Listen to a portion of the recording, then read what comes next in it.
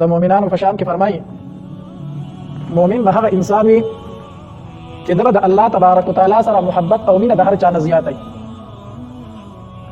د هر چا نه زیاته مینه به د مؤمن د الله تبارک وتعالى سره وي. دا د مؤمن نښه او علامت دی الله تبارک وتعالى په قرآن کې ذکر کړی دی. څه مطلب؟ یو طرف ته پلار دی، مور ده، زوی دی، رور دی، رقام نسب دی، هغې یوه خبره کول غواړي او بل طرف ته حکم د الله تبارک وتعالى دی، د الله حکم بل څه وي. نو د مؤمن نښه دا ده چې دی به د الله حکم اخلي او د مخلوق حکم به پرېږدي. الله تبارک وتعالى حکم یو څه دی، دلته د قام او د معاشري حکم بل څه دی. نو د مؤمن نښه دا ده چې دی به د الله تبارک وتعالى دا حکم اخلي او د مخلوق دا حکم به پرېږدي. لقد لا طاعة لمخلوق في معصية الخالق. نبی علیه الصلاة والسلام حدیث مبارک دی چې د مخلوق تابعداري نشته په نافرمانۍ د خالق کې. هغه کار کې د مخلوق تابعداري نه کوي په کوم کار باندې چې الله تبارک وتعالى خفه کېږي. نو د مؤمن نښه دا ده چې دی به د الله تبارک وتعالى سره ډېره زیاته مینه ساتي. څنګه مینه به ساتي؟ نو دا خو هر سړی یو سړی هم دا نه وي چې زما د الله تبارک وتعالى سره مینه نشته، خو د خولې دعوه ده که نه، عمل کې چې راوستل هغه ځان له خبره دا ډېره کم دي. نو یو د خولې دعوه ده او یو عملي کار کول دي. نو مینه به د الله تبارک وتعالى سره هغه وي چې عملي مینه وي، صرف د خولې دعوه نه وي. لکه ابراهیم علیه الصلاة والسلام اوس د الله تبارک وتعالى سره مینه ده، خپلې ګړې بېزې ورسره دي په یو سارا کې دی. په بیابان کې یو نوجوان هلک دی د الله تبارک وتعالى صفت کوي، د الله تبارک وتعالى تعریف کوي او په خوږ اواز باندې لګیا دی، وایي سبحان ذي الملک والملکوت سبحان ذي العزة والعظمة والهيبة والقدرة والكبرياء والجبروت. په خوږ اواز لګیا دی او د الله تبارک وتعالى ثنا او تعریف بیانوي.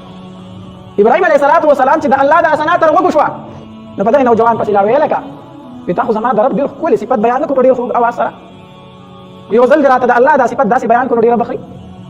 هغه نوجوان هلک ورته وایي بابا بیا به درته دقه شان په خوږ اواز ووایم خو ته به راله څه راکړې، ته به راله څه راکړې. ابراهیم علیه الصلاة والسلام ورته وایي دا خپلې نیمې ګړې بېزې تاله در کوم خو د الله دا صفت راته داسې بیا وکړه. ګوره دې ته وایي د الله مینه. نو هغه نوجوان هلک بیا په خوږ اواز سره وي او د الله تبارک وتعالى تعریف وکړو سبحان ذي الملك والملكوت سبحان ذي العزة والعظمة والهيبة والقدرة والكبرياء والجبروت. د الله ثنا بیان کړه. ابراهیم علیه الصلاة والسلام وایي یو ځل راته بیا نه وایي داسې په خوږ اواز، خو ما ډېره خوږه لګي ستا د خولې د الله دا ثنا. هغه هلک ورته وایي بابا بیا به څه راکړې، وایي دا باقي نیمې ګړې بېزې چې پاتې وي دا هم دې شوې، دا دې هم شوې بیا دې راته وایي. هغې نوجوان هلک ورته بیا د الله ثنا او صفت بیان کړو. ابراهیم علیه الصلاة والسلام ورته په درېیم ځل وایي بیا به یې راته ونه وایي. نو هغه هلک ورته وایي بابا اوس به راله څه شی راکړې، ګړې بېزې وي هغه ټولې تا مال راکړې نور درسره څه شته دی نه، نو زه خو د الله بیا صفت بیان کړم ماله به څه راکړې. ابراهیم علیه الصلاة والسلام ورته فرمایي وایي ګړې بېزې مې درله درکړې خو دا به سره ولم غواړي، نو د دې دپاره د نوکر ضرورت دی، نو دا به زه تا له سره وم ستا نوکر شم خو ما ته په خوږ اواز د الله صفت بیان کړه.